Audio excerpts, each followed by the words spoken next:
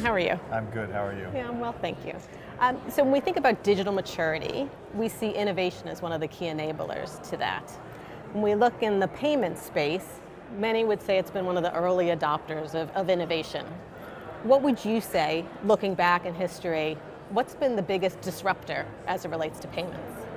I think the biggest disruptor has been Interchange. I know it's talked about a lot, and not a lot of people necessarily know what Interchange does and how it works, but the reason why I think it was so disruptive is it creates a sort of a virtuous circle. Yep. That because of Interchange, then there is capital that can be shared amongst all the participants. And so that's allowed this business to proliferate and that to be profitable. Because of Interchange, each person can get a piece of the puzzle and there's money on the table, and then it allows a lot of innovation, it allows a lot of companies to sort of play in the space. So even though it's seen sometimes as a negative thing, I really think that created a disruptive process that then has perpetuated and had payments at the forefront of that disruption. Like really introduce that now. Correct, yes. Yeah. And I think the other piece is that I've not seen a program that introduced something similar to that. So there's been a lot of consortiums,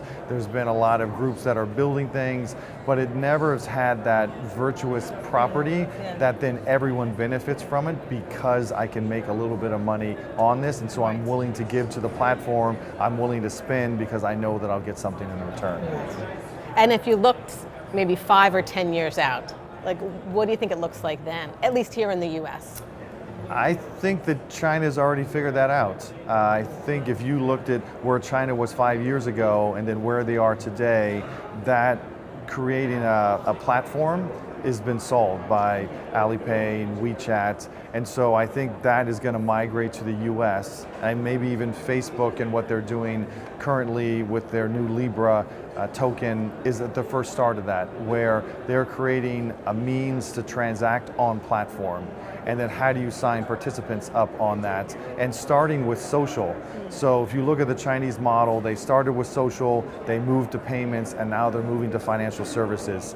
And that's something that I've heard in lots of conferences and from people that have looked at it. So I think that's going to come to the US, where if you are a financial services player, you're going to start moving down the continuum. So that's why you see banks offering payments, and they're going to start offering something that's social. I mean, we just heard Citi Ventures talking about how they want to rebook your flight brought to you by Citi.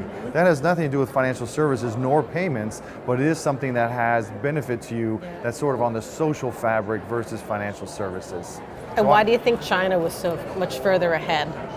I think because they started with nothing, so they started with social, and then they were able to move the other direction and realize that once you have social, you have a common platform and a reason why the consumers are interacting on platform, so then it's easier to add services. A little bit harder working backwards because you have the legacy systems, you have these traditional roles that banks and financial services and even payment players play, which is then where does the fintech sit in the middle, and then what does that platform actually look like? And I think that's the piece that the future is really going to put together, is having that social, payments, and then financial services all blended. So do you see that as the bridge for us in the US from where we are today to get to that spot, given that we do have the heavy kind of legacy platform?